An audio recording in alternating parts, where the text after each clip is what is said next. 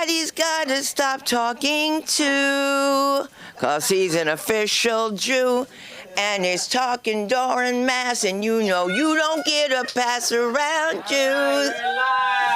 Hey. Oh my God, we're here, we're live, we're having a great time already, because I'm here. If I made it, I don't know how, but I made it. Yes, this is my driving hand. Who made that joke the other day? So yeah, I was wearing shorts, and Mark told me I couldn't wear shorts today, silly shorts, that's so stupid. But I did change. And he's not even here to appreciate that I changed my shorts for him.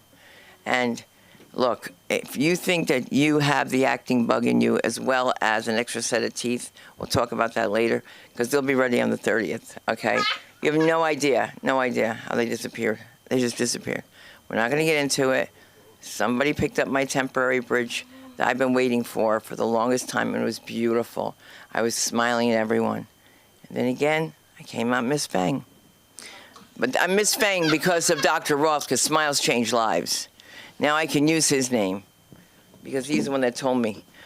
And I will repeat myself. When your dentist tells you, I have an excellent upper denture for you, and it has 4 screw-on implants, this is what we've been working towards for 30 years. 30 years I've been in this chair. And now you're going to tell me after all that money that I don't need it. Come on in.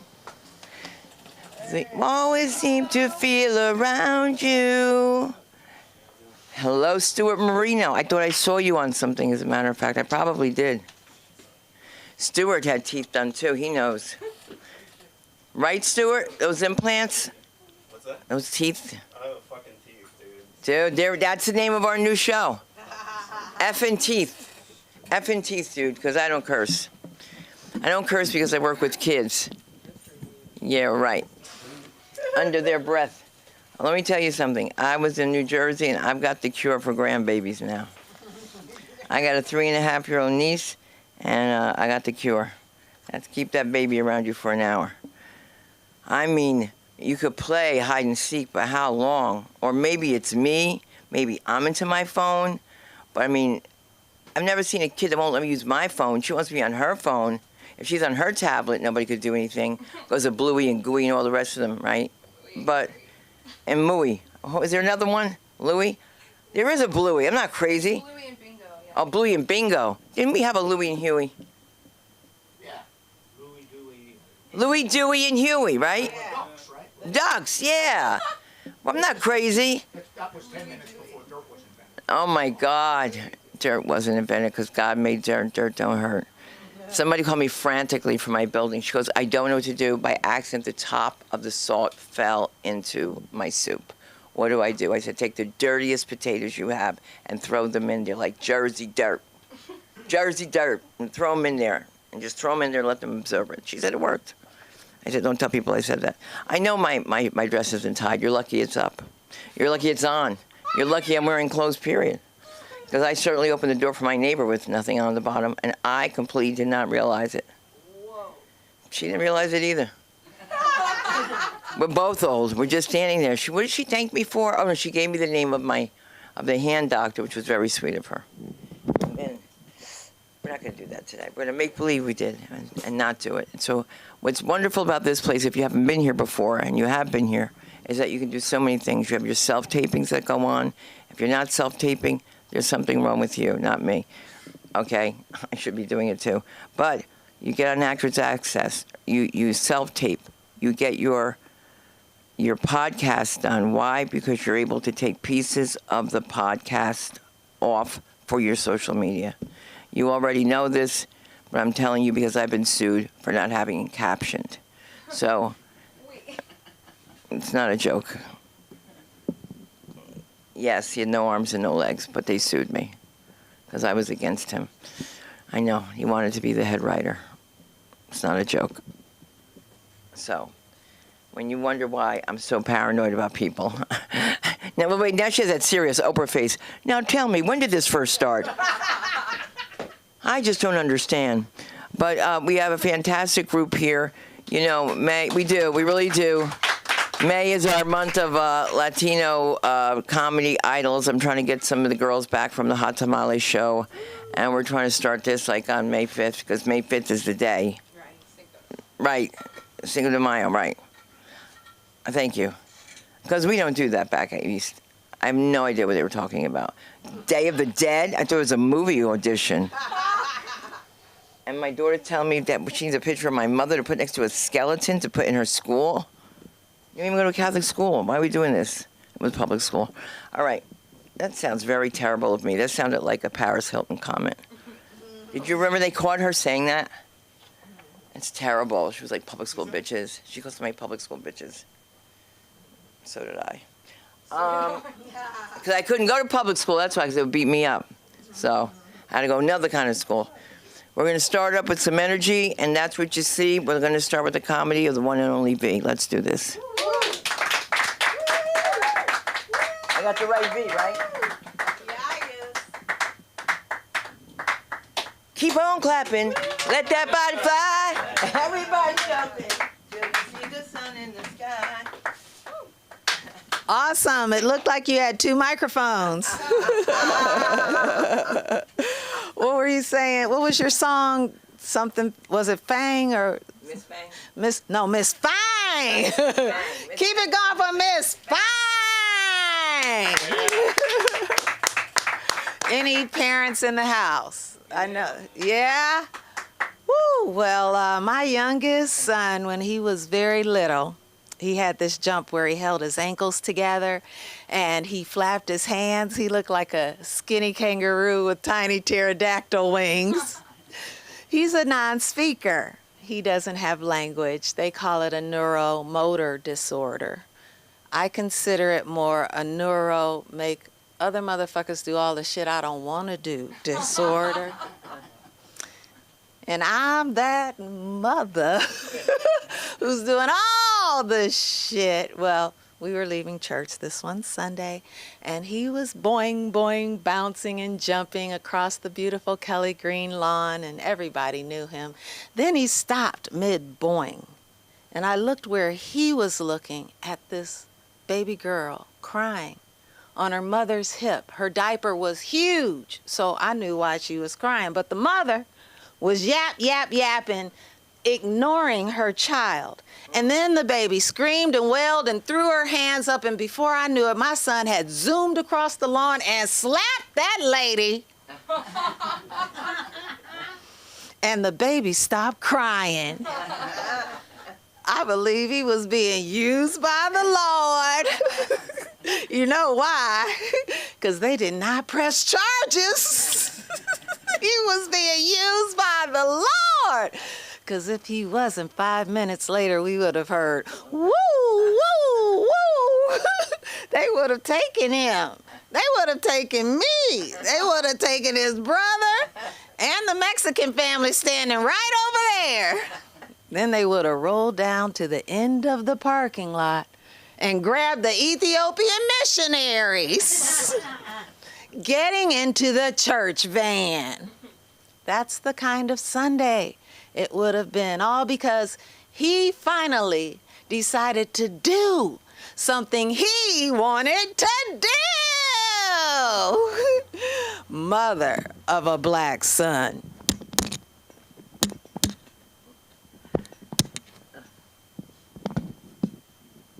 It really happened.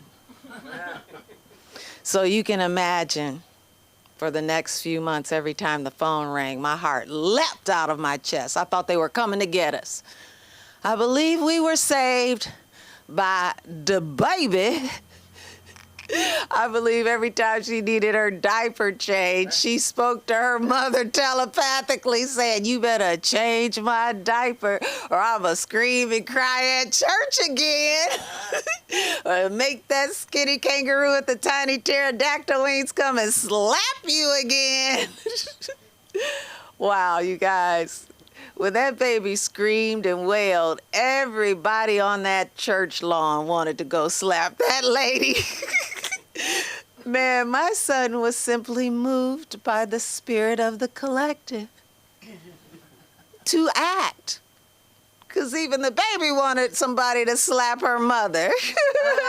Everybody, all of them were thinking somebody needs to go slap that lady. Let's make the little autistic boy do it. My son don't talk, but he slaps. Makes that ghetto woman put her hands on her face. Made that ghetto woman put her hands on her face. Made that ghetto woman put her hands on her face. Ow, my son don't talk, but he slaps. Mother of a black autistic son. Kill me already. I've been V.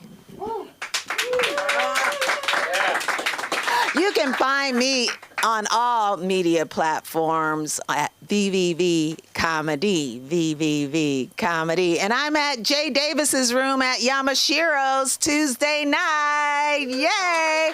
Come out! Oh, man, I love the food. Keep it going for Miss Fang! Oh, my God, Miss Fang. Miss Fang! Oh, my God. But will you still love me tomorrow? All right, so I got to tell you, I did not give a shout out to the people that make this place hop. Number one to you while I was gone, Mark Safran. Thank you very much. Because I couldn't have gone through all that. And the black side, this summer was all black. It was all black, okay? And then I was at a funeral where it was like the dark-skinned ones separated from the light-skinned ones. Never happened in my life. I was like, is this happening? Isn't that crazy? I know. Most families. No, never did I do this. I went to go sit down with my family, and they said, no, that seat's taken. What? It's a funeral, and you're not Persian. They're the only ones that say, that's what they do. The Persians put pocketbooks all everywhere so nobody can sit down. They go, no, this is taken, and this is taken, and this is taken, and this is taken. And nobody comes. Or maybe they do, and I'm just not watching it. Because, you know, I wanted to just say that the beauty of being here is that when you have an audition, when you have to get ready, when there's a cold copy, when someone gives you a script and says you need to have this ready in 2 hours, you can come here and have it done, work with somebody, and he's also the director of the Film Actors Cafe. Let's give a round of applause for Aaron McIntyre. Aaron McIntyre, yeah. Oh, yeah. Yes. All right, okay, I didn't know. I thought you were just... I want to hear You your... were just giving me the look, baby. Oh, Watch out if that shingles. oh crap. Hi. That's all right. That's all right. Hey, everybody.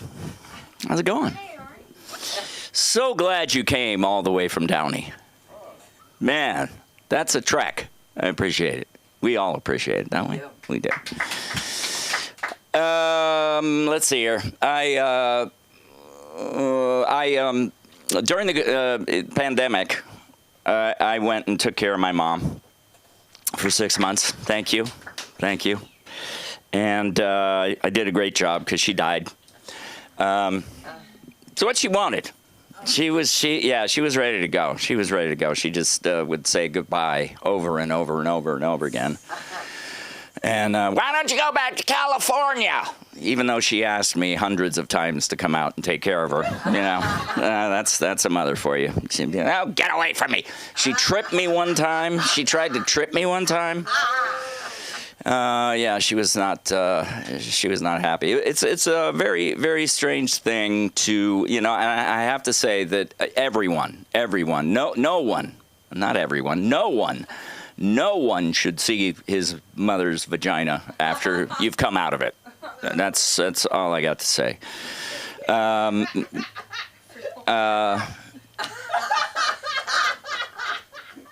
There are. I also learned a very important lesson. There are 4 words. Like when a person, because it would take her forever to get anywhere. You know, I mean, we'd roll her out in the morning. You know, we'd roll her out to the table, and she'd just go, "Why don't you just take me out and shoot me?" Yeah, she was ready to go. She was happy to go. She was happy to go, but it really took her a long time to get from one place to the other because she didn't like help. You know, get away from me, leave me alone. And their 4 words are, "I have to poop." Those are the 4 words you never want to hear when someone takes a long time to get from one room to the other. That's. And then there are 2 words that are worse. I'm pooping! But yeah, it was fun. It was fun. It was more like a fun house, like with a crazy clown going goodbye, goodbye. But it did, I think the last word she said was to her blanket, wadded up, and she said, "You are a gift." And that was her last words. I figured out what my last word. I'm only going to have one word, and that word is going to be finally. I am certified mentally ill. So if there's anybody else out there who's certifiable or certified, you should join. And if you're not, you should join the club. You should join the club because we got a march song and everything. Like we are the. I can't remember the words because I have ADD. Not ADHD because I'm way too lazy. Yeah, you can't have the hyperactive in there. Yeah, there's that. There's the ADHD. Bipolar, by the way, they had to change the name. And I don't know. I kind of finally figured it out. It used to be manic depressive, right? Right? And then all the manics and all the depressives got together and they were like, you're appropriating our name. And so they had to change it to bipolar, which makes absolutely no sense. Because it's not like you live on both poles, It's not like bi-coastal, but the commute is much worse, I got to tell you. Every 6 months, up and down and up and down. But I learned a lot from it. I have learned a lot from my mental illness, I have to tell you. Because when you are manic, a lot of times people, when I would tell them, I got diagnosed, they'd go, you're not manic depressive. You're not bipolar. And the thing is when you have a mental illness, you look around and you see that other people don't. And you realize that you better rein that shit in. Because people will fucking run from you, I used to go into parties when I was up, and then people would my friend and I would go into a room and just start talking, just normally. We wouldn't do anything. But everyone would leave. They would all move out into another room. And so we were like, oh, let's try this out. So we'd go out in the room that they had moved into, and they'd all leave and then walk away from you. So, yeah. It's fun because you do learn a lot. You learn that it can be difficult. Right now, it's, I'm medicated. So that's a good thing. Believe me. But now instead of like 6 months of being really manic and then 6 months of being really depressed, it just happens every day. It's just up and down all day. I just experience that high and low, and the manic part really makes you see everything. It's like when you start going, how many people did it take to make this mic stand? Think about that. They had to get the plastic, and then another person does the screws, and then another person makes this, and it's kind of overwhelming. But when you start thinking about it, you look around a room and you realize how much shit is in here, first of all, and then how many people it took to make it. How many people did it take to do this? We're all a collective, man. We're all together, man. We're making this world. We're visualizing, and we're creating buildings and streets and everything, and that's what I was like. So that's why people would run. Anybody have a thing when you were a little kid where you had one thing that you wanted for Christmas? That one thing, like when you're 7 or 8, Anybody want a pony? Did anybody have that idea when you were a little kid? I want a pony? No, V's going, no. Patty back there wanted a pony. You did want a pony. Yeah. No, you didn't. Believe me. You did not want a pony. Because I didn't want a pony. But my brother came out here, and for some reason, we grew up in the military, so we were moving all over the place. He never had any kind of accent, but he came out to Colorado to go to college, and suddenly he became a cowboy. And he'd wear cowboy hats and the buckles and the boots, and he rode in the rodeo.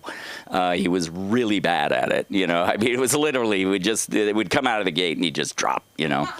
But he thought I needed a horse, and I did not want a horse. So they didn't listen to me, and they bought one anyway. $10. It was $10. It was a $10 horse. Yeah, it was like a whole big herd of Shetland ponies. All these little Shetland ponies are about that big. So it was a good size for me because I was, you know, 7. I think it was 6 or 7. And they are mean. They are so mean. And they had to catch this thing. You know, it was like they had to rope him and they had to bring him in. And it took 5 adults an hour and a half to get this stupid little pony into the trailer to take him. And it was raining and thunder and lightning. And it was like a movie. You know, we're out there trying to get this stupid pony in. So then, of course, I was the guinea pig to break it. You know, so they would just put me on the horse and he'd buck me off, and then they'd pick me up and go, "You can't let the horse know you're afraid of him." And they'd put me back on and go off. And so finally I got this horse. I hated that thing. Except for one day. There was one day where I really loved that horse. And it was when I was going to school one day, and it had been snowing really bad. And we're driving to school. I'm on the bus, and I look out the window, and there's my dead horse in the ditch. He had gotten out and got hit by a car, and that was the only time I loved him. Poor Puzzles. That was his name, Puzzles. We named him Puzzles because he looked like a puzzle. So cute. Anyway, that's my time. Ladies and gentlemen, it's so good to see everybody out here. I do have acting classes here that you may be interested in, 7 p.m. Tuesday nights for adults. There's no kids in the audience, are there? I don't. Yeah, in the back there, we got a kid. So that's, yeah, we don't want you there, though. I think it might be dangerous. That's for the kids. 11 a.m. on Saturdays. And I got some merch over here that Mark is going to fucking kill me if I don't put it up. So, oh, look, I have Vanna White. Vanna is going to bring up the thing. So do you know Flip and Scan? Do you know Flip and Scan? This is Flip and Scan. It's Flip and Scan. Flip and Scan. All right. Nice, huh? Huh? Beautiful. $20 if you buy it, but if you take 4 classes, you get one for free. All right, ladies and gentlemen, let's bring Cinda Oh my up. God. Your poor mother. I want a lot of mayonnaise, not mayonnaise, a lot of butter. Lots of butter. Lots of butter. I gotta do that. I know. I'm just refreshing your memory about your mother nicely. This is probably something you don't even want to use in your act, but it's what I think is funny. Isn't that terrible? It's like Samantha. I remember when she first came on stage, I couldn't let her get through her first joke. She's like, "No, this is true." It's just like, I was like, "Your mom's lying." She was like, "I know." It was so crazy. I was like, "But that's a great one to use." I'm going to bring up our comedy concierge. Let's hear it for the one, the only, Samantha Linderman. Good Yom Happy New Year. Get ready for that fast. That is so funny. What, to not eat for a whole day? Hi, I'm Smith Linderman. How you guys doing? Good. Yeah, it is that time of the year where even if you don't live in a Jewish neighborhood, you see all these black hats and you're like, what is going on? Where did these people get let out of? And I didn't realize it, but to the non-Jewish eye, like an Orthodox man could be Amish with the these and the hat and like, do you know what I mean? Like the 10 kids and all the kids are walking in the street, like they don't know what cars are. You would think they were Amish. Pisses me off so bad. When Orthodox Jews jaywalk, that sounds like, you know, happens all the time. Like that's kind of. When Orthodox Jews jaywalk, walking down the street with my hat on. It is a Funky Friday. No, okay, listen. Yes, it is. So, but my dad, he'll roll down the window and say, "You think God's gonna protect you?" And I think that's crazy. Like the call coming inside the house, like he went to yeshiva. Like it's really, really crazy. I came out as Jewish at work That was so funny. They're like, what's this day off? What's this day off on Tuesday? Why is there a day? And I was like, guys, it's Jewish New Year. And then they're like, what are you going to be doing? And I was going to be like, celebrating so you guys get a day off. Like, what do you mean? Like, I'm going to go to temple. And I went to temple, you guys. It was a big deal. It was a big deal. I mean, it is physically across the street. Like, I can hear it if my window's down. Like, it's actually not a big deal. But it was a big deal in the way where you see people are like, oh, my God, that was my Hebrew school teacher and everything. And I did so good. Like, the small talk. I used to want to die from small talk, and I would overshare. And I only overshared at the end when I said the word Nazi at temple. And I wish I had not done that. I got too comfortable. Everyone's like, I want to see your show. I want to see your show. And I was like, watch this. I said Nazi, and they're like, okay, guys, I'll see you next. Like, the whole group left, the whole temple. This girl came up to me, and she's like, I work at the rehab center. Both my grandparents right now. Both. But on separate wings, per my grandma's request. They said we could be together. And she goes, I want my peace and quiet. Peace and quiet, literally. Peace and quiet is like not possible at an old person place. So I just think that's so funny. But this girl's like, I'm with both your grandparents. And I just said, I'm so sorry. And she said, no, I'm mostly with your grandma. And I said, I'm still sorry. She's great, but she's a lot, you know. And she was at the hospital. She was at Cedars.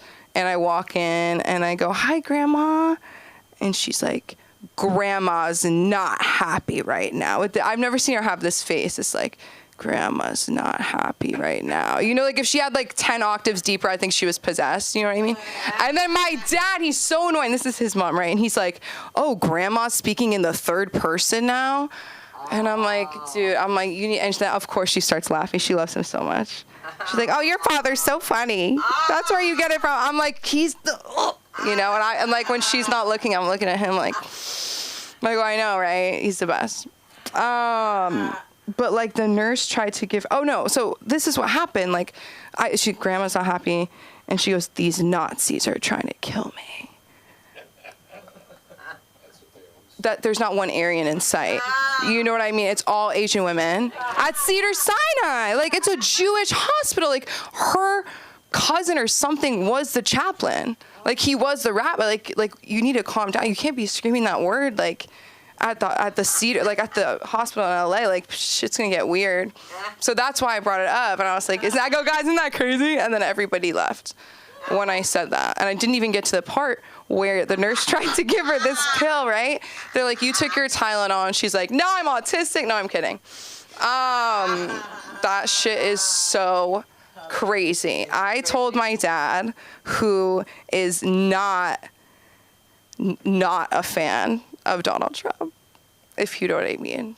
He's a fan of Donald Trump. And not like a fan, like he doesn't have like a hat, like no hat at the house. I won't, not that I know of. Oh God, I don't want to think about it. But then I'd be like, he has friends, you know, I'm like, he's socializing at the rallies. That's the one thing, like, that's a group, you know, like that's, but maybe I don't want that. I don't want that anyways. Oh my God, I shouldn't have spoken it. But I told him about the Tylenol thing and he did not believe me. Like I had to pull it up. I'm like, he said Tylenol. He didn't say like acetaminophen. He went for the brand. I'm like, what did they do to him? Like I know RFK, but he's always talking. Like, I don't know if he jumped on everything he said. Like this was really shocking to me. I know I'm being like Mark now. Well, I'm not, I don't know the extent at all to what Mark knows about what's going on in the world, but I can't believe I brought it up. I wasn't even going to bring it up. I just saw it and I was like, that's such a crazy thing to say. What do you want people to do? Xanax? We can't even have Tylenol anymore? No.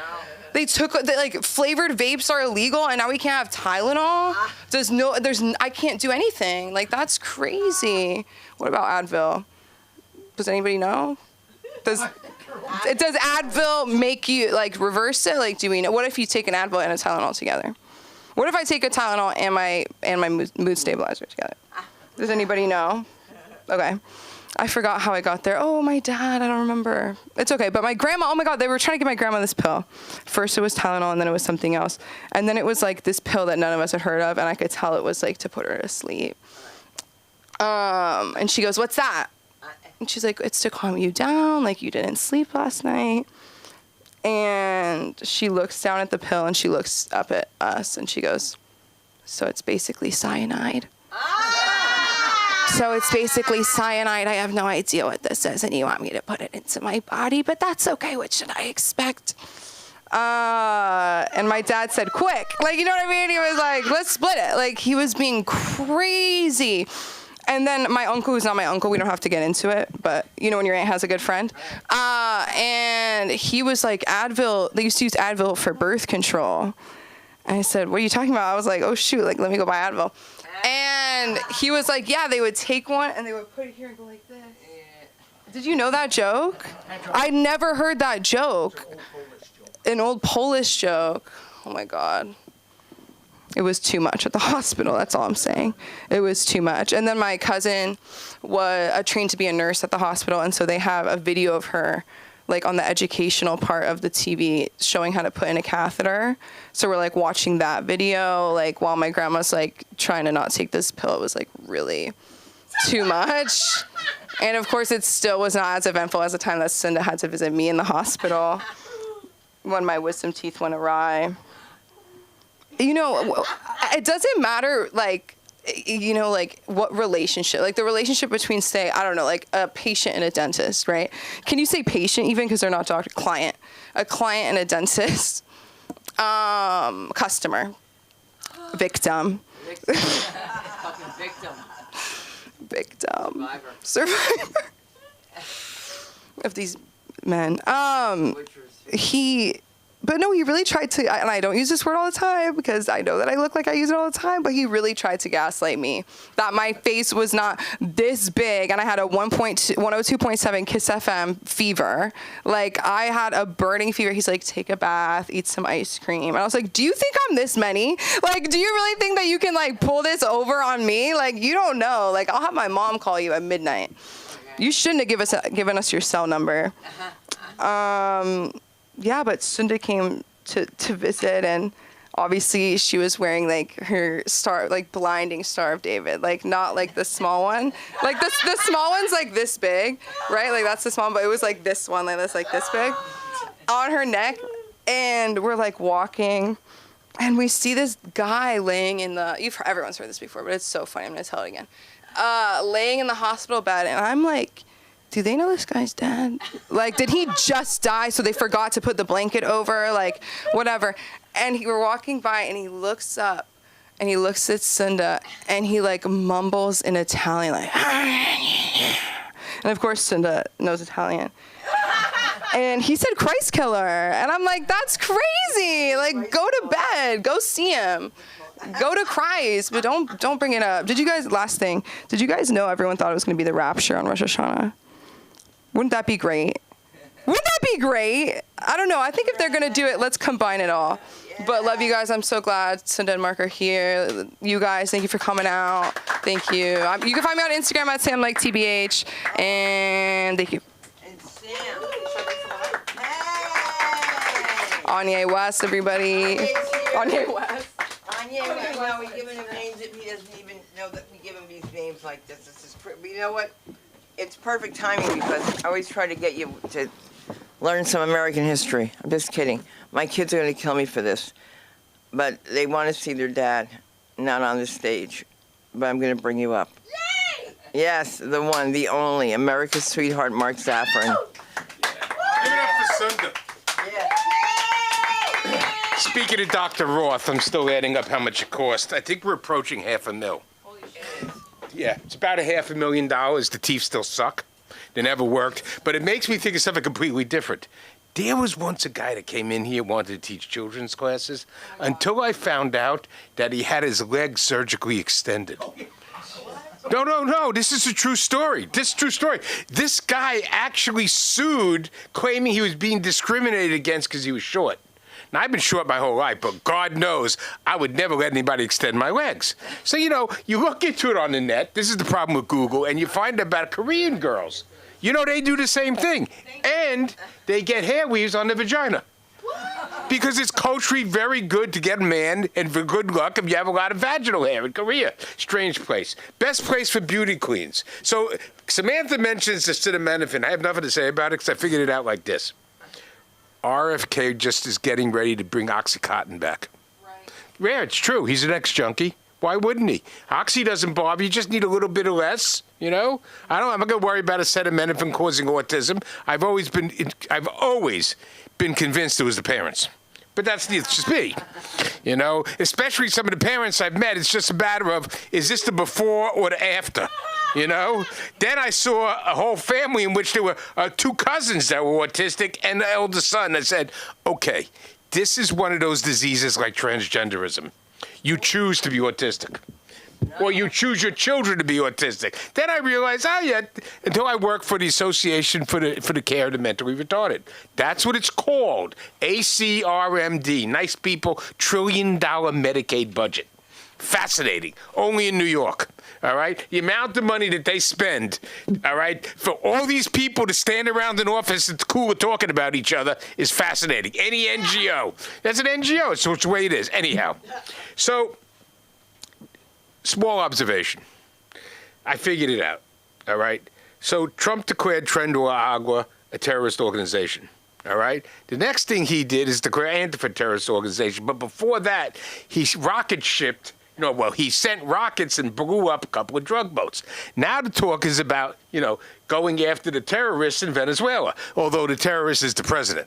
I was in Venezuela years ago. It's a beautiful country, or it was. What's scary about it is when I was in the national park living in this house and we went to a supermarket, it looked like Ralph's.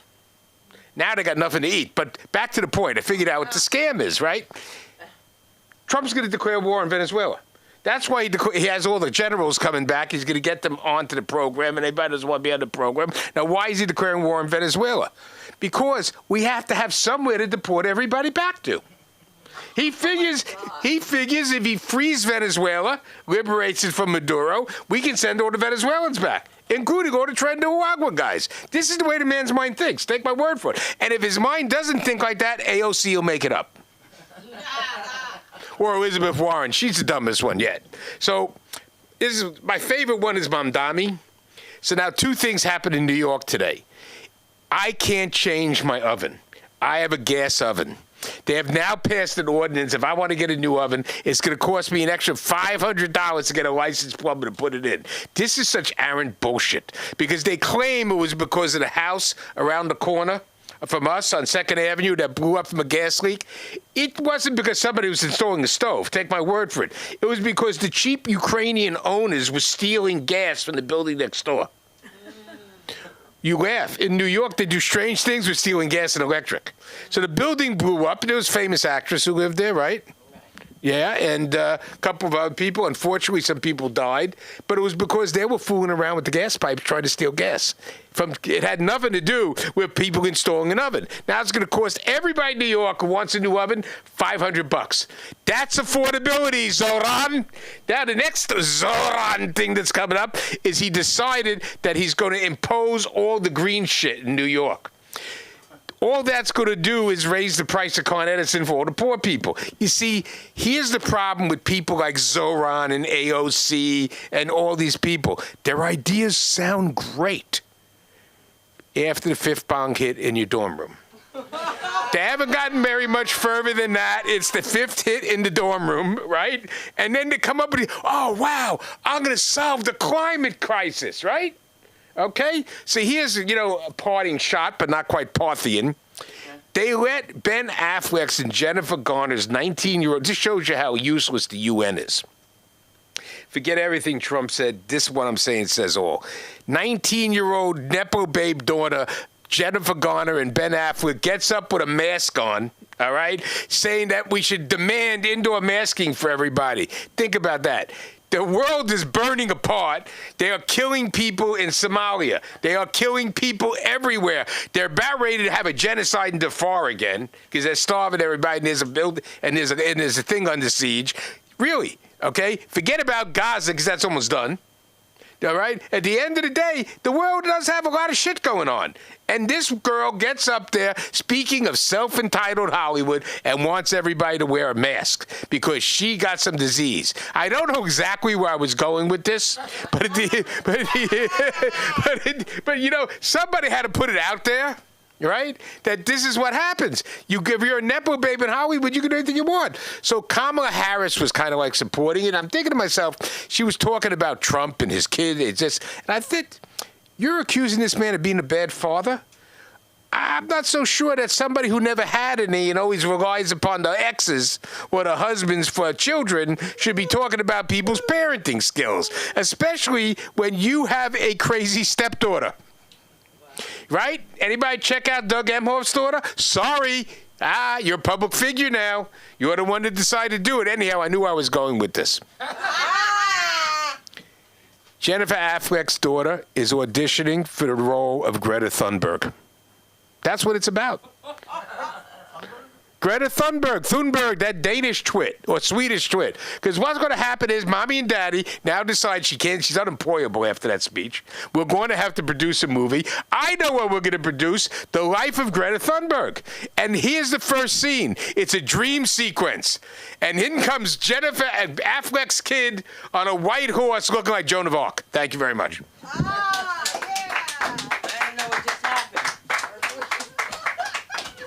I have no idea what's going on in the news because I know you do, but no, you know what? I have to tell you, I'm fascinated by Charlie. I was calling him Charlie Seaman. What's his name? Sheen. It's because of my teeth. He was really hot. Like, I didn't know that. Like, even hotter than Billy Ramirez coming to the stage. Come on! Be my middle-aged muchacho.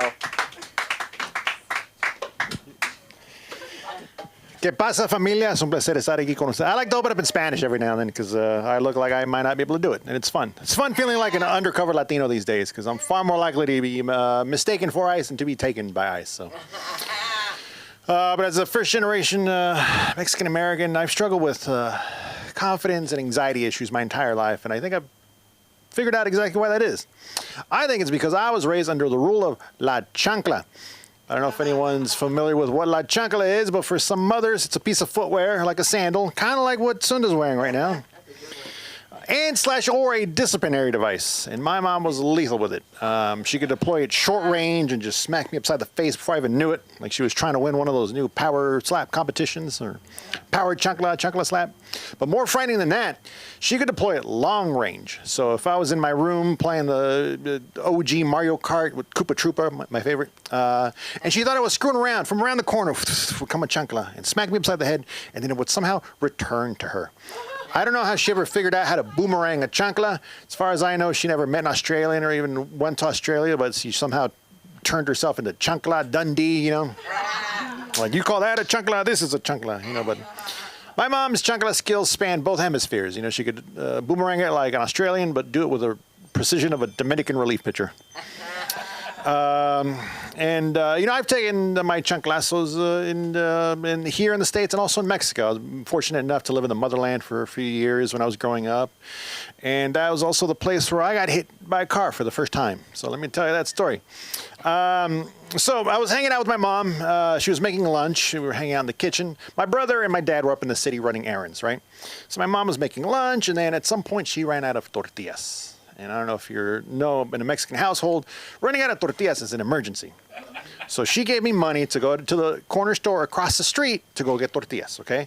And this is an errand my older brother and I had done many, many times, but I'd never done it myself. It involved having to cross the street. I was 7 years old. I was nervous. Like, keep in mind, this wasn't crossing the 405. This is crossing a dirt road in a small Mexican town, you know? But I was still nervous, right? So, but anyways, I get to the street. And I start, you know, just trying to work up the courage, you know, and kind of just, you know, like hesitating and doing the rocking back and forth, like I was trying to jump into a double dutch or something, you know, like banana split. What do you get with an arithmetic? But in Spanish, you know, plátano, I don't know. But eventually I worked up enough courage and I took off across the street. And then when I woke up, people from the neighborhood were pulling me from under what I later found out was a blue 1983 Chevy Silverado. Okay, so they just pulled me out from under a blue 1983 Chevy Silverado, and then they stood me up like a rickety card table or a bar stool. And when then they realized I wasn't going to tip over, They all just left. That was it.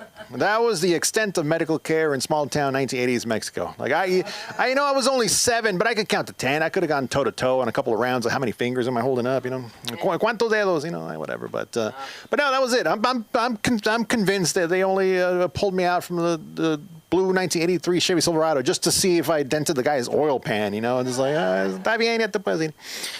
But anyways, at this point, I had just gotten hit by a blue 1983 Chevy Silverado. I didn't have tortillas, and I was still on the same side of the street I started on, and I was in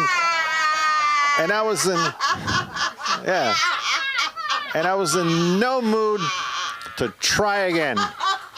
So me being the worldly, mature 7-year-old that I was, I knew I needed an excuse to why I didn't have tortillas, and why I also looked like I had just gotten struck by a blue 1983 Chevy Silverado. So on my way home, I came up with a perfect excuse. Our neighbor, Tere, short for Teresa, she had this dog named Sapo, which is Spanish for toad, because he had this ugly dog and just had this really ugly bark, it sounded like a toad. But this dog chased everyone on the street, right? You weren't anyone on the street if you hadn't gotten chased by Sapo. So I figured, perfect excuse. I'll tell my mom that I got chased by Sapo. I fell down, and now I don't feel like getting tortillas, It's all right. So anyway, so I go home, walk in, and immediately my mom sees me and does that, that mom gasp, probably because I look like I had just gotten hit by a blue 1983 Chevy Silverado. So then she starts dusting me off and this and that, and I started releasing real tears, on account of just a near, vehicular manslaughter, So, but then she asked me what happened, and I said that Sapo got out and chased me. I fell down. I don't feel like getting tortillas. All right, fine. So my mom understood, and she went to the refrigerator, got me a Fanta, and she gave a strawberry Fanta, gave it to me. I can still taste it. It's so delicious, right? And then she just told me to go play because my brother and my dad were going to get here at some point, right? So I grabbed the Fanta, and at this point, like 7 years old, like ice cold strawberry Fanta, it was like the equivalent of like a coffee and a cigarette, It's like, anyway. So I just grabbed it. I start heading towards. There's a hammock on the other end of the yard where we lived with my grandma's property. And so I start heading down, and then there's a knock at the door. And my mom answers, and it's Tere. It's the neighbor, right? So I'm wondering what's going to happen. Is my mom going to defend my honor based on this lie, or what's going on? But no, they were comadres. They were like this. So immediately they just started, yapping. I don't know if you've ever paid attention to how old Mexican people talk, but it's all just like, God willing and shut your mouth. You're like, si Dios quiere, cállate la boca. Si Dios quiere, cállate la boca. Anyways, but it was a short conversation, and then before I knew it, it was over, and that's what got my attention. So I got curious. I asked my mom, what's going on, what happened, and she said, don't worry. Tere just left for the weekend, and she asked me to watch the house while she's gone. It's like, whatever, I don't care. So I got my Fanta, start heading towards the hammock, and I get to within 3 steps of the hammock. My mom yells, oh, by the way, yes, dear mother, she took the dog. Go get tortillas. Oh, God damn it. Yeah, so anyway, did not get hit that second time, but yeah, I was fortunate enough to live in the motherland, and suffered my share of chanclazos there. I've suffered my share of chanclazos all over the place, and sometimes when I'm hanging out in my not a house, or just lying in bed completely alone, or reviewing my portfolio, which is nothing more than an old trapper keeper full of coupons, I wonder what heights could I have reached if I had taken fewer chanclazos growing up, if my mom wasn't so heavy-handed with the chanclas, if I had taken fewer chancla smacks, which, by the way, chancla smacks are part of a delicious, nutritious Latino breakfast. You can find chancla smacks in the cereal aisle next to Special K, Pasa Cabron, and Honey Nut Pendejos, anyways. See, that's kind of clever. Maybe I could have been a VP of marketing at some company, like Fortune 500 company. I had a KY 401 or whatever it's called, but instead I have 5 different side hustles right now. They're all main hustles right now, trying to get by. One of which is doing moving work, which is nice because it brings in money, and also sometimes I don't feel Mexican enough, so it's nice to do some manual labor, And also with ICE running around, I can easily pick up a shift in the front of Home Depot, volada, But anyways, my parents, they did their best, and but at the same time, somebody's best could be a C-, and I'm pretty sure that my mom ended up smacking me past potential lawyer, potential doctor, potential scientist, and all the way over to liberal arts degree. Yeah, so, and so by the time I got to college, I was so exhausted that I ended up taking the most default fallback degree there is. Anyone care to guess? Communication. No. But yeah, it was a degree so disrespected that The Simpsons made fun of it while I was studying for it, and I ignored the warning. I've ignored all the warnings, you know, as a sign. That's a sign that, you know, being 40 and trying stand-up comedy is the sign that I've ignored all the warnings. But in this episode, the kicker for Springfield University injures a leg in the big rivalry game. And in the locker room, Dr. Julius Hibbert tries to comfort him, and he tells him, oh, I'm afraid your playing days are over. At least you can fall back on your degree in communications. Oh, dear Lord, no. And the kicker goes, yes, I know he's a funny major. Lubchenko learned nothing. Well, that joke is funny to me now, 25 years later, because it is said that comedy is tragedy plus time, and, well, enough time has passed. And the tragedy is a communication degree. Anyways, but see if I can get this in. I didn't plan this set. Anyways, but yeah, I hablo español, and anyways, I always go a little overboard when I speak Spanish because, like I mentioned, you know, I feel like an undercover Latino, you know. So whenever I do, I go completely overboard and basically turn into one of those Latino reporters you see on the news. I don't know if anyone still watches the local news, but if you do, pay attention to any reporter whose last name ends in EZ. And that's how I like to hablar español, like a Latino reporter wrapping up a segment. Something like, police don't have any further information on the suspect. Reporting live from Rancho, Santa Margarita. This is Gustavo Gutierrez, el mero mero más chingón, tú sabes, güey, for ABC 7 News. Back to you, Nancy. Thank you. That's my time. I'm Billy Ramirez. You can find me at BillyRamirez.com and on TikTok and Instagram at Middle-Aged Muchacho. So please, welcome backstage our comedy queen, Sunda Kronquist. I'm just doing it to show Aaron I can do it. Oh my God, I hope I can do it. Then Mark's gonna ask me to cut. You know, he asked me the other day to cut him a piece of challah. With what? With fucking what, Mark? He's testing me. Dr. Roth's teeth. But now I'm making him believe I'm Nigerian, that they're just gaps. See? I'm trying to use my old family thing, but we're going to bring up some of my other family, because when you go to a Catholic school, you always have a friend like this in class. And so I'm going to bring him up to stage. He could be in a church right now, but instead he's here to entertain you, the one and only Patty. Hey, Patty from the mix. No, keep it going. Keep it going. I'll get up here. I didn't see that coming. I'm sorry. I'll go up here. Sorry. Hi. How you guys doing? You doing pretty good? Yeah. I'm having fun. Yeah. I'm having fun. This is a ritual that I do when there are audience members available. This is what I do. Are you guys ready? Are you ready?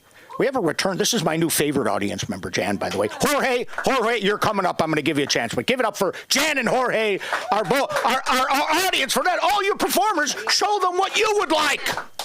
I love you. And you're very sexy, both of you. Very sexy people. The reason I say Jan and I have bonded, because we've got a good thing. You and I could get close, believe me. I see it in you. You have kind eyes. Very kind eyes. But last week we were forced, ladies and gentlemen, to endure an open mic on Rosh Hashanah. A comic open mic on Rosh Hashanah. Okay? That's like being sober on St. Patrick's Day. Not fun. Not fun. It's the comedic version of a white guy with dreads. Brings in authentic. And I'm a religious man. I'm a man that found my humor as a roundabout result of my faith. I remember because, God, the cockles of my heart are warming as I talk to you. But and I'll tell you this, 100% true, by the way, Mr. Muchacho. I got my very first laugh and my very first blowjob on the same Easter Sunday. I made Father Dominic laugh so hard, he passed semen through his nostrils. Get over it. Get over it. It's a different time. It was a different time. It was a different place. I did convert to Judaism, though, briefly. I did. Judge Judaism. I just have a fetish. I have a fetish. Do you have a black robe at home, Jan? Yes. We could work it out, baby. We could work. I like a stern babe in a robe just ruling over me. Just ruling over me. Telling me everything that's bad with me. That gets my motor going. I love it. Did you got one there? Just have a little white collar. Hey, by the way, I talked to Tubi. There's room in the genre. By a round of applause. How many of you would like to see Sunda Kronquist smoking hot judge lady this January on Tubi? With her faithful bailiff, Mark Zaffron, who constantly complains that he's a lawyer. Why is the bailiff? And who Sunda just hits him on the head with a cartoonily large gavel. Would you love to see that? I know I would. And I love these guys. They know that I love them. It's obvious that I love them. It's like I like that we have a range here of age. A diversity of age. Oh, by the way, Mark Zaffron will be heading up Trump's new commission on mental health. I want you guys to know that. He's on the job and very representative of the other representatives that represent things that they... Anyway, let's move on. Because I don't want to start talking about it. You know what I mean? The truth is, am I the only one here that got all fucked up on Jesus? I mean, I got all fucked up on a lot of things, but you can get all fucked up on Jesus. Remember the Crusades? I know, I was there. I'm old. I'm older than the... No, here's my point. And God bless you. I love it if the lift in your shoe is good and it makes you feel better and walk taller, whatever it is. Whatever your magical mystery messiah is. Maybe you've waged war over and claimed to love everybody. And whatever it is. Good on you. I just don't buy the magic man in the sky who sees everything and knows everything. That's not religion. That's celestial North Korea. Okay. Oh, they're confident this guy's watching them all the time. If he's watching me, he's fucking bored. You know, there's not much that I'm up to, Jorge. I know it's hard to believe when you look at all this. Well, I'm not up to much. But here's the thing, and I'm going to say it longly and loudly to you cats and kittens. Like Donald Trump, Jesus was just a Nepo baby. Oh, Nepo baby! Probably the most Nepo of Nepo babies, the Nepoist of Nepo babies, right? You know, Trump without his dad would have been like an aluminum siding salesman in New Jersey somewhere. And Jesus, first of all, Jesus Christ is an awful name for a Jewish man. Anyway, what my point is minus daddy, he would have been a mediocre carpenter with a sex worker fetish. He was like a tennis shoe pimp for Mary Magdalene. You know what a tennis shoe pimp? He knows what a tennis shoe pimp is. He was. Remember, and he could do that trick with the water and the wine, so all those youngsters hung around with him. You know, come on. I'm not getting it, you know. Also, you know what, I asked Mark if he would vote for Jesus if he ran for office, Mark Zaffron. And he said, you know, I'm familiar with the sequel to your guys' book. They'll get it in a minute. But I haven't read Jesus' book yet. I've never read it myself. I'm going to read it. And he told me, he promised me he would read it. He's a man of his word. He's a lovely man. I adore him. Give him a round of applause, all of you. He made all this possible. You are not qualified to touch the hem of Zaffron's garment.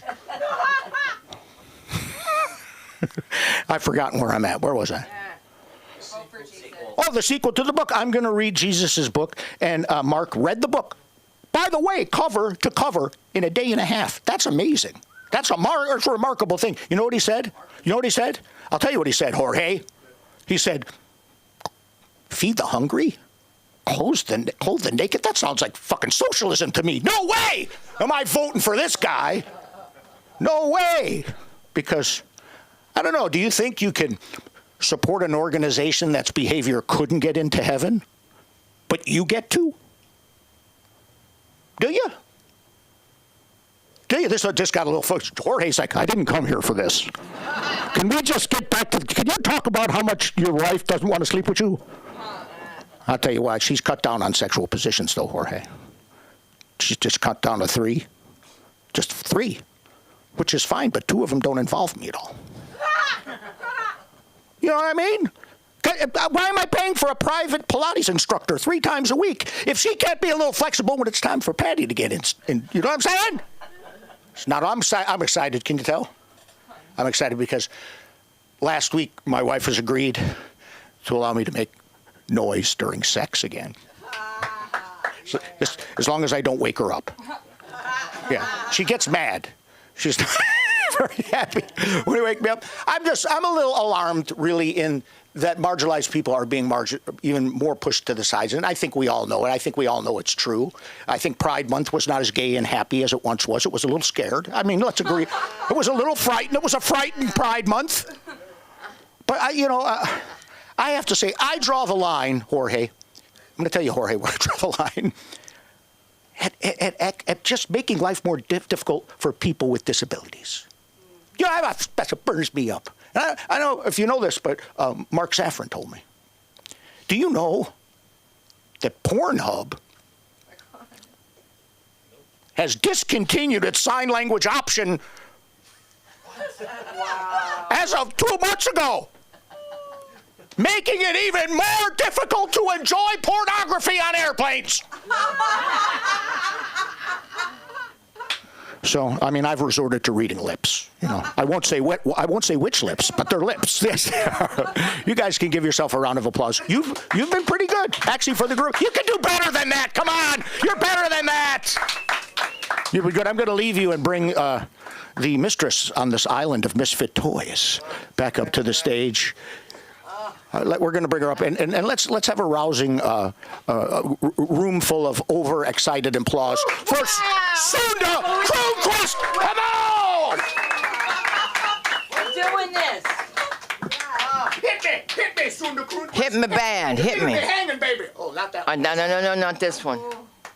Not this one, and not this elbow. I have a nipple growing. I mean, I really. Nipple growing? It looks like it. That's right. That's right. Fell there. My skin. So I fell, Jan. I think I told you when I was in New York. I fell. People don't even call for that, but I just tell them anyway. But that's the only way I go when you have the comedy of Stuart Marino. Come on, Marino. I swear I just saw you on a TV show. Hello, hello. Happy Friday, everybody. Good to see all these familiar faces. God, I get so inspired when you guys start doing comedy. I start thinking of all these things. I was watching the Sheen documentary, right? Oh my and God. he is a really, I mean, that's a good-looking family, right? Oh my God, he's gorgeous. It's a super good-looking family. I mean, like gorgeous. Super gorgeous. Oh Super my gorgeous. God. But no, I feel like you used to just be able to like own a Super 8 camera and live in like Malibu back in the day, and you could just like it could just pop. You know what I mean? You're just starring in Major League. Yeah, that was a good documentary. It was. No, I was thinking about, and then I was thinking about when you were talking about Trump. You know, my mom's like I'm from the South, so my mom's like a huge Trump advocate, and she's like a simp for Trump. You know what I mean? Like she's like, I love my mom so much, and she's such a character, but she's like the lady that everybody out here is waiting for to like die. You know what I mean? Like that era of like racism and stuff like that. Because it's just so blind. It's like stewed to perfection. You know what I mean? It's just like the way it is. Like it's so in your face that you're like, okay, I can't even deal with it. You ever been to the South? You've seen that a little bit. Yeah, it's tough, especially when you're out here, and then they think because you live out here, you're just like a little liberal bitch, and you're like, I'm from here. I lived here for 25 years, guys. Yeah. But no, I was thinking about that. My mom's she watches a lot of TikTok. I feel like this older generation, they're getting like just good enough at tech to like entertain themselves until they die. And whoa, I mean, sorry. I mean, come on. Gee, all right, sorry guys. She's 73. I mean, she's okay. So anyway, she watches a lot of TikTok. She eats a lot of beignets and stuff like that. So no offense, her time is coming. I love my mom so much. Sorry to bag on my mom. I love my mom so much. What was I saying though? Oh, they just like, I don't know I don't even remember where it was, but she just gets caught up in like, she gets caught up in TikTok and just like everything that TikTok, like that comes with TikTok. Like when Charlie Kirk died, like, you know, there was all these videos just instantly within minutes, and you just see all this shit. And she's texted me like, did you see Charlie Kirk, hon? And then fuck, sorry. Well, that's 73. Say what you want. Sorry. No, I don't know what I was saying. Anyways, she She knew who Charlie Kirk was before all that stuff came out of script. no, I don't think she knew shit about Charlie Kirk. So, sorry, I'm bagging. What'd you say? Is she Italian? Yeah, she's an Italian lady. Oh my God. She's like a crazy Cajun Italian lady. Yeah, So she's a really cool lady. I'm telling you. She was in this. She's actually the star of my family because she was in this Netflix documentary called The Pharmacist. It was like the number one. Yeah. So she makes like 2 or 3 appearances in there. She does like little cameos. I'm telling you, this lady's a character. But She'll talk about the moolies. you said the what? The moolies out in the Titsoons, right? The what? You don't speak Italian? No, I don't speak any Italian. I'm a millennial. I'm a millennial. It's funny the differences that we start to have between us and our parents too. You know what I mean? Like they grew up just such a certain way, and I don't know. Anyways, I'm gonna call it. Appreciate all you guys. Take care. Questions. What do you got? What's her favorite thing that she makes? Lasagna? You crazy lasagna? She makes lasagna. Yeah. She's pretty good with that. She's pretty good with like veal parmesan. How about Zabullon? Can you get a recipe? What the fuck is salvion? Zabullon. You know, it's the dish they make with the egg whites. I have no idea what that dish is. The Savillon. And No, Zabullon. I'll be honest. Another thing regarding my mother is that when I was in middle school, the drive up at McDonald's knew my order, so she didn't. You know, they would like have that shit ready before I even got up. My mom took a lot of Tylenol too, so That shit's real. as you guys can tell. That shit's real crazy. Oh, that's what I was thinking of, Sam, when you were talking about Trump and just like old ladies and then watching TikToks and stuff, and my mom loving Trump, and I just couldn't think of like the worst messenger to tell everybody. They built up that autism shit like 6 months ago, and they're like, we're gonna do like this big release of autism and why it happened, and then Trump, the worst fucking messenger of the world, gets up and he's like, I think it's actually Advil it's Tylenol that's causing autism. It's like, why the fuck? Like, have they learned anything but to send that guy up to say anything educated? It's whatever. I wanted to try an RFK joke too, but I can't even do this. Sorry. I'm done. Stuart Marino, good to see everybody.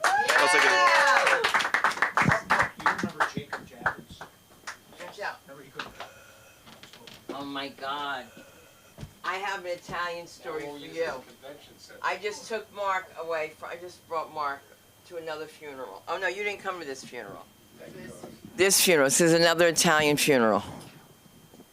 I don't want to interrupt Patty, because he's Italian.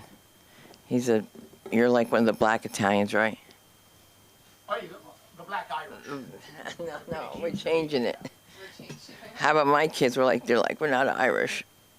They say, you're Irish twins. They're like, we're not Irish. And I was like, Well, it's kind of an insult calling people Irish. A little bit. don't fucking say that, because there's some Irish somewhere. But we got comedy going on, and we're going to keep this going. And I would not take fucking Tylenol when I was pregnant. Now, how crazy is that? I have no excuse for my kids. None. I said, Mom, my head hurts, this hurts, that hurts. Where'd you learn to whisper, in a helicopter? Because when this guy comes up here, we're going to rock this house. Are you ready for the man, Jan? Let's bring him up, the one and only Anye.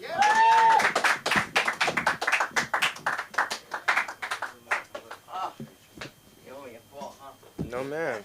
I don't think anyone does. No, they don't. I don't feel like you falling with benefit anybody in the room. Oh. You saying, did somebody got an insurance claim on her? Like, why would we be happy about that? No, we rebuke that spirit. You feel me? I be in the church a little bit. How goes it, good people? I know it's been a minute for the guy. I ain't been here. I was supposed to be here like 2 weeks ago. Like, I was like, all right, I came on Monday. I was like, great start to the week. Wednesday and Friday, I will be here. Wednesday came, I was not here. Friday came, I was not here. Monday of the next week came, I was not here. Wednesday of the next week came, I was not here. Friday of that week as well, I was not here. Then the Monday and Wednesday of this week, I was also not here. But I'm here now. I appreciate the reaction.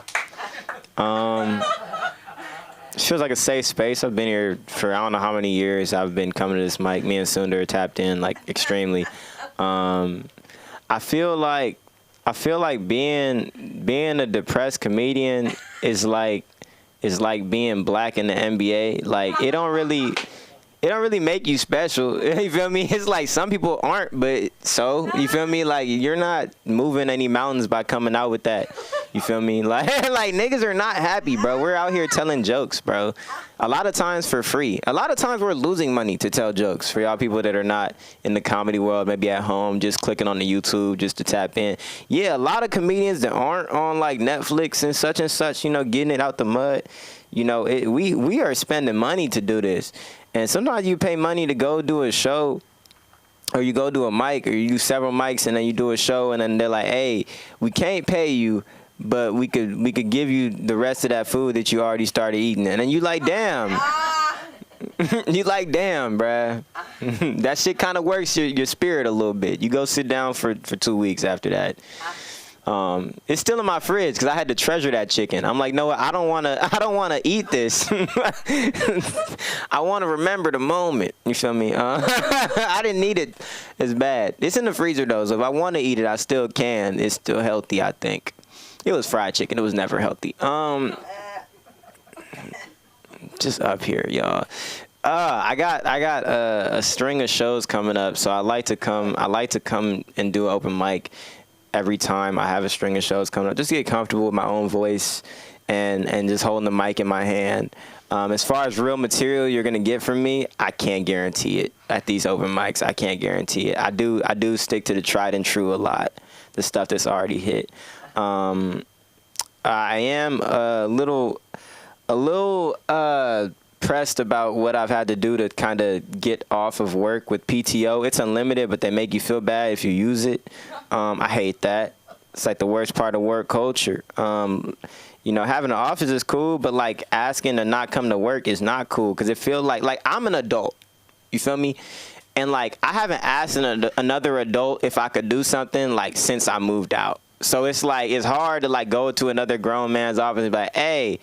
I be feeling like I get back into my kid mode. Like I'll be like crossing my legs and I'm like looking. I'm like afraid to make eye contact. Like, hey, if you don't mind, like I kind of have to go do something on Friday, so I may not be able to come into work from the hours of 10 to 3. And I was like, I only work 9 to 5. Am I fucking coming in at 3:45? Why the fuck am I telling them 10 to 3 specifically? Like, bro, you're taking the day off, but you're scared to ask for the entire day because it sounds like more than just 10 to 3. Like I can come in the morning and leave right as soon as I get here to get to my place at 10. Like, it doesn't make any fucking sense. Why would I say it like that? I feel like such a little bitch when I do that. Like, damn. It's crazy, y'all. But PTO is real, but I had to recently just realize that, like, I deserve to take that time off. Like, mental health is important. And I'm dealing with a lot. You feel me? Like, my grandma passed, so I need to take days off for that. You feel me? Like, that was 14 years ago, but I didn't work here at that time, so I deserve to use that trauma to miss days here. Like, this place has never seen me and my hurt from losing my grandma 14 years ago. Yes, I was in 6th grade maybe, but this is different now. Now that I'm working, maybe I just felt her spirit and I need to take a week off. Like, sometimes it just grief comes in waves, you know? And the beach is nearby, so I gotta see it on those days. I can't be in work. I don't know, y'all. It's hard. I'd be lying for no reason to get off work, y'all. It's the problem. I don't know. I knew it was bad when I was on Canva. Man, I should wait until I actually have already taken these days off to tell this joke, but whatever. I was on Canva, and I made a flyer for an event. Just so I could get off work and tell them I had to go host this event. This made-up event does not exist, y'all. But I was like, as I'm making the flyer, I'm like, what can I do to make this like an undeniable request? Like, hosting an event, they know I do comedy. Do they respect it? Probably not. But I'm like, that alone is not enough. A wedding, somebody's getting married, yes, you miss that. You can miss work for that. Everyone misses work for that. But hosting an event, that's a very niche thing to just me. So I had to throw like the religion card. Boom. Now it's a religious event, Christian event. Boom. Now you gonna follow me because I want to go and support my Lord and Savior? Now I'm putting the pressure. And it's like, because I'm so scared to ask for this PTO, like, I was like, that's not enough. What more? Now it's a Christian youth event. Now I'm a mentor. Now I'm telling a story in the office about kids that don't exist. Yeah, little Matthew just got off drugs. I just got him to stop taking that shit. So I just really feel like me being there would just be so important for him. And, I just taught him how to read. It's been a lot for us. And they wanted me at this conference, this made-up conference that I just made up on Canva. Something's wrong with me, y'all. Like, why can't I not just ask, like, yo, I'm not trying to come in, my nigga. I want to be on 2K today. Sorry. Like, I just be it. That should be it. I work here. I worked hard when I'm here. From the hours of 12 to 1. But that hour is strong.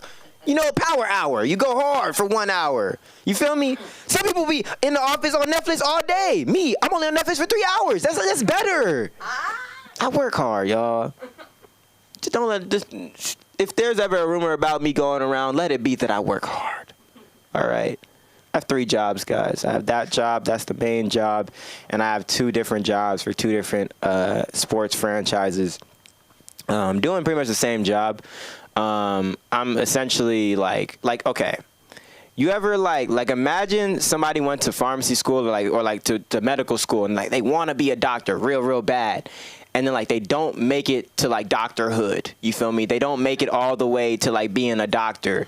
But like they get the job of like rooting for the doctor as they're doing the doctoring things. Like, yeah, do that surgery. Yeah, surgery. So that's like me with these sports franchises. Like, I always wanted to be in the NBA, but the NBA never wanted me to be in it. So because of that, I've now implemented myself through the back end as a professional person to root for these teams. You feel me? It's crazy. I don't know how I did it, but I'm here. Shout out to Instagram. It was an Instagram ad.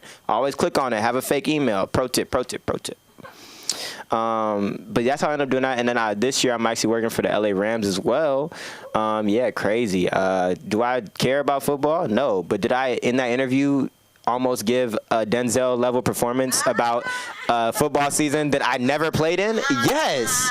Why? Improv. That's why you work hard. That's why you come to improv. You learn how to act, how to lie better. All right, that's the thing. Lying is bad. Lying good is great. You feel me? Like it's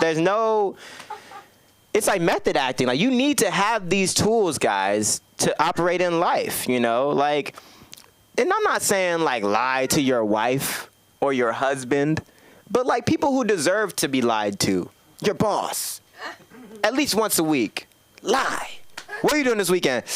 I'm finna take this flight, finna hit Tokyo real quick, and then just, honestly, as soon as I land, I'm gonna bounce right back so I can be here on Monday. But, I mean, work is work. What you on? Like, just lie.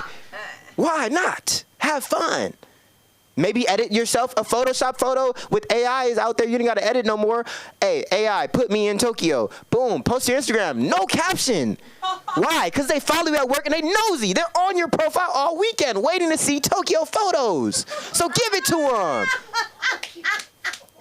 All the rest of your followers are confused. Nigga, I'm with you at fucking In-N-Out right now. How are you posting Tokyo photos? Nigga, that's my business. That's my profile. Stop believing everything you see online. This is a lesson. I'm teaching everyone. Online is a lie. It's a lie.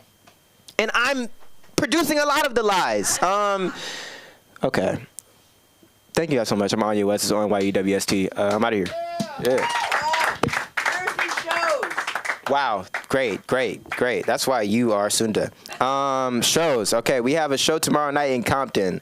on the 27th. There's also going to be freestyle rapping there. They want me to rap at a point, so I'm going to do that. I haven't done that in a while. Then we have a show on the 4th or the 3rd. The 3rd is next Friday as well. That one is going to be in Studio City. And then we have a show on the 11th. That's the group chat comedy show, the show that me and some of my friends are throwing. That's actually going to be a really dope show. It's going to be in downtown LA, closer to like the Arts District.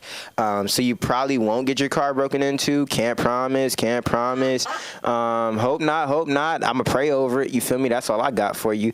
But yeah, that one's going to be really dope. It's going to be on October 11th. Going to be a really cool show. We've done a lot of cool promo for that. We're still making some more for that. Definitely going to be a really fun one to go to. Will I do any real jokes there? I don't know. I'm going to be really comfortable. I'm probably going to be really high. So have a great one. Soon to come back to the stage. I mean it. I can't run around anymore. I'm gonna fall. Right, Jorge? Jan, I did. I went up and I did. I've got people complaining. And I don't go up. I said I went up. I'm up 3 days a week. Go watch it on whatever. Don't tell me I don't go up. That's why you send them the link to the Tubi joint. Tell them to watch you on the screen. So, oh my God, my thing is on. Am I on Tubi? Are you on Prime, I mean? Oh yeah, I'm on Prime. Yeah, so send them the link. Be like, you want to watch me? Boom, enjoy. That's what I should do. 50 links. You could make a link tree of all the, yeah. We'll talk. We need to do it. I need to do it.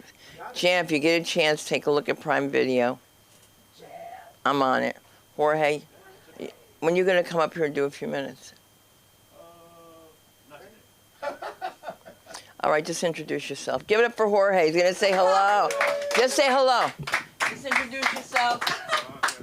All right? That's it. Feel that stage. Feel that stage. Yeah. Hi. And you take this out. Oh, This no. microphone. Oh, I got no material. You don't have to. Just say hi. Oh, We're going to ask you. How you doing? I'm doing well. Hi. Name? My name's Jorge. Jorge. Yeah. I love Snoopy, man. Where'd you get it? Oh, I think it's a store called Uniqlo. It's Oh. yeah, it's pretty cool. Which one? The one in Glendale? Cerritos. Oh, you from out there? Yeah, I'm from Downey, so I'm pretty far off, man. But it was worth it. This place is pretty awesome. I like it. Yeah. Good. Take some lessons. Come in. Do what we do. You'll have a good time. Yeah, I'll prepare some stuff. Yeah, You don't have definitely. to- No, never prepare. Never prepare. Never prepared. Oh, okay. Never. Ask him when you first come in to meet with me. Have absolutely nothing. Yeah, it's gonna give you a better direction to just kind of freestyle it and see where your brain takes you. Yeah. Is that a Browns jacket? Yeah, I guess. I don't know if you were a fan of that. Is it Cleveland Browns or the Chiefs?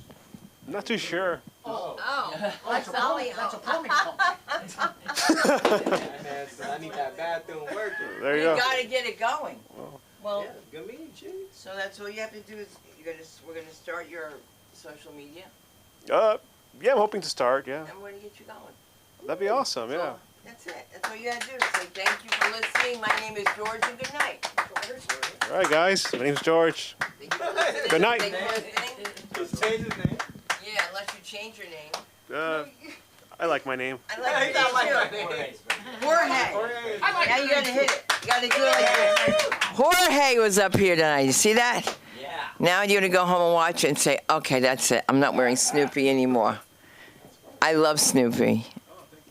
Do you guys remember Snoopy? He was my hero. Mine too. And who was the woodchuck? Oh, Woodstock. That's a whole. Oh my God, Woodstock's the bird. Jan, Woodstock was the bird. Little yellow bird. Right, look like my husband's birds. So listen, I know he doesn't have birds. All right, so I'm so glad to see. You know what happens? This is a really fun place. And next week, you don't know what I'm going to look like. I might have like a cast on my ankle, a cast on my leg, a cast on my other foot. But we're going to heal. That's all I want to pray for this year. And October 3rd, you need to know, when you're inviting people, Anya, always go around those holidays, because that's Yom Kippur, and that's the highest holy day. So if you, October 3rd, that's Yom Kippur. So, It's October 2nd. well, until 1 hour after, right? I mean, He can't work. you want to say like How midnight? many Jews in the audience? But I mean, like, for the industry. Right. It's the next day. I mean, there's gonna Right. be a Yom Kippur Right. hungover. It's the next day. It's a hangover. Hey, after that, pull up. Right. Or something like that. Eat double, pull up or something. But we're trying to tell you for a reason, because you know sometimes people are like, damn, nobody was here. You're like, damn, it was Yom Kippur. That's why. Like that's the Sukkot show with the Raging Jews of Comedy. I said it's Sukkot, and he said we don't celebrate that in Miami. That's Miami. You should do it. He says you can't. It's too hot. It's humid. We got to bring back the Raging Jews of Comedy. All right, Jane, you've been fantastic. You guys can follow me on all platforms at Sunda Live. Thank you, Mark Zaffron. You look nice and blue. All right. Here we go. You know what you should do? You should do a medley of your casts. Oh my God. Just a medley of all your different casts at different times.